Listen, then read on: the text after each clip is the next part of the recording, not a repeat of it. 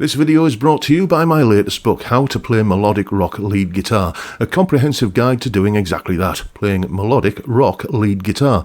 This is not just some collection of scale patterns and tabs, although you do get plenty of those, but you also get an entire chapter on how to come up with your own licks, as well as video content, tutorials and demonstrations, loads of jam tracks, and all the way through I'm encouraging you to expand your fretboard knowledge and showing you how you can think in a more musical and melodic way. Check out the link in the description for more details.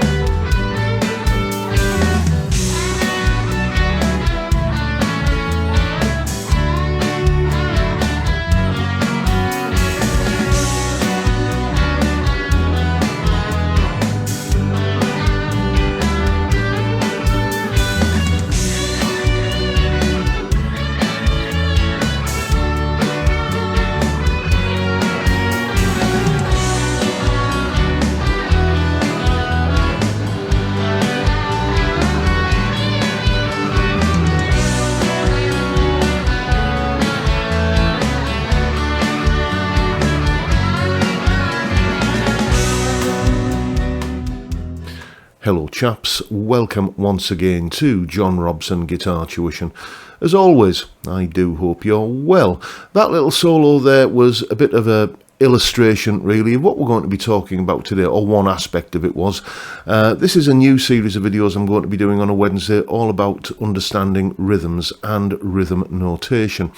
I've done videos on this in the past, and I think the problem I had then, or the sin that I committed really was trying to include too much in one go. This is what eighth notes are, this is what 16th notes are, triplets are this, and etc, etc, and just fired it all at you in one 10-minute video, and it was a bit like standing in front of a fire hose, people have told me. So we're going to break it down into more manageable chunks, starting today with eighth notes. What is an eighth note? Well, it's basically half a beat. And that solo that we kick the video off with is constructed, everything in there, the bass line, the rhythm guitar parts, every lick in the lead guitar part is based around eighth notes, dividing a beat by 2. And there are several sort of widely used examples of this that crop up in tune after tune and solo after solo and strumming pattern after strumming pattern that it's worth getting familiar with, and that is what I'm talking about next. Here is the explanation. Okay, so as I've said, we're going to be dealing with the phenomenon of the eighth note today. And let's just take a look at the 4 examples we're going to be going through in this little demonstration. There they all are there. You can see they're in tab and with the standard music notation. And I guess that's the scariest bit for people to decode. But if we just look at that first bar there, the one that's furthest to the left, you can see that you've got 4 little symbols there. You can probably even make out that you've got 4 groups of 2 notes there. And if we assume, because it says in the time signature at the beginning that there are 4 beats to the bar going on, well, we can assume that we've got 2 notes per beat. And if you look in the tab, you can see the note I'm playing is the 5th fret on the B string. So if we do that at 90 beats per minute, the way that would be counted would be like this: 1 and 2 and 3 and 4 and 1 and 2 and 3 and 4 and. Okay, so all I've got to do to play that little bit of written music there, that rhythm notation, is to just play that on that note. So like this. Here we go. 1 and 2 and 3 and 4 and 1 and 2 and 3 and 4 and 1 and 2 and 3 and 4 and 1 and 2 and 3 and 4 and. And that's what that rhythm notation is telling us. Now, if we move to, let's highlight what we've just done there. There we go. I forgot to do that. So that's what that one sounds like. Let's run through it again. 1 and 2 and 3 and 4 and 1 and 2 and 3 and 4 and... Now if we look in the second bar, let's highlight that one. I think that's going to be... Yeah, there we go. You can see that we've only got 4 notes if you look at the tab. The same note, 5th fret on the B string, played 4 times. But if we look at the rhythm notation above, then you can see that we've got a little kind of squiggly symbol in between each of those notes.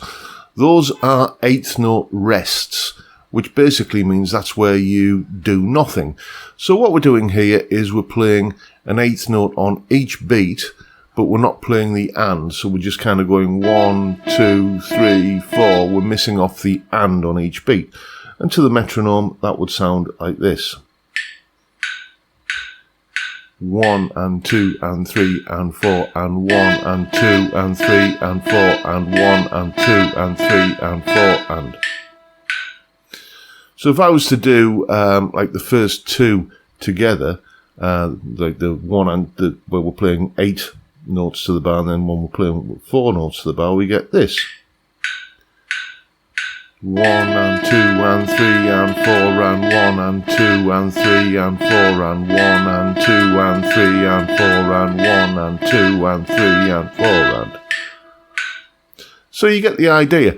Now, the next bar is very similar, but the thing is, rather than playing the note on the downbeat of each beat, like the 1, the 2, the 3 or the 4, I'm playing it on the and of each beat. So, you know, that can be a little bit off-putting to do. But, you know, with a little bit of practice and some counting with a metronome, you can soon master it. And let's have a listen what it would sound like. 2 and 3 and 4 and 1 and 2 and 3 and 4 and 1 and 2 and 3 and 4 and...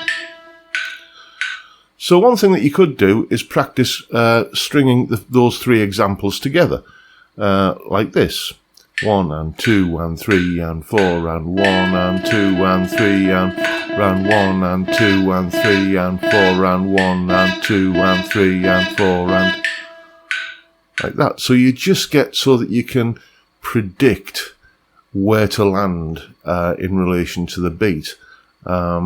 You know, let's have a look at that final one. So what we're doing here is we've got the little squiggly rest symbol on the first downbeat of the bar.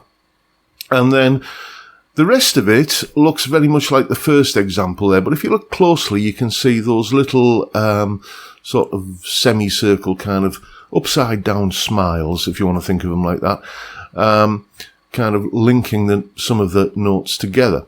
Now, they're what we call tie lines, and they're massively important in rhythm notation because what they do is they tie together the to any 2 note values. So the and on beat 1, okay, hopefully you can identify what I'm meaning by that, is then tied to the downbeat of beat 2. So we're going 1 and 2 like that.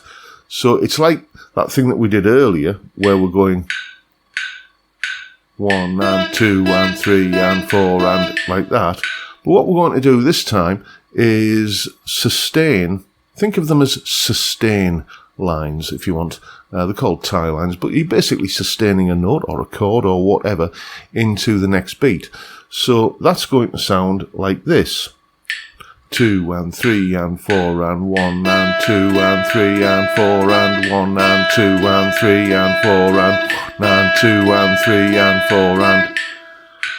So here's the grand finale. I'm just going to play it twice through all of them. Oh, sorry, I forgot to put that one. I keep forgetting to highlight these things, but that's the one I've just been talking about there. So 1 and 2 and 3 and 4 and... let's go back to just the first one again. There it is there where nothing's highlighted.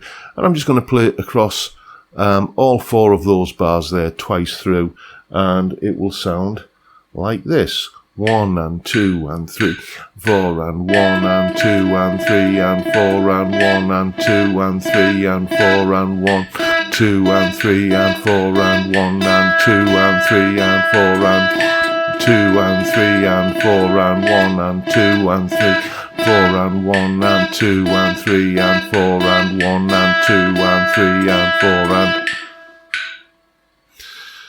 You do get to a point where you can look at the rhythm notation and read it, and it's the same way as, you know, you can see at the top of the screen there it says Zoom lessons and courses, then has my website address. Okay, ultimately where it says the word Zoom, that is just kind of some lines and circles and squiggles, but your brain parses that into a sound that you can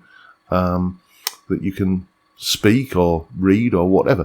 Well, the same thing goes for this rhythm notation, and you know, if you do, I don't know, 10 minutes of this kind of practice a day just on these eighth notes, I'll guarantee that you will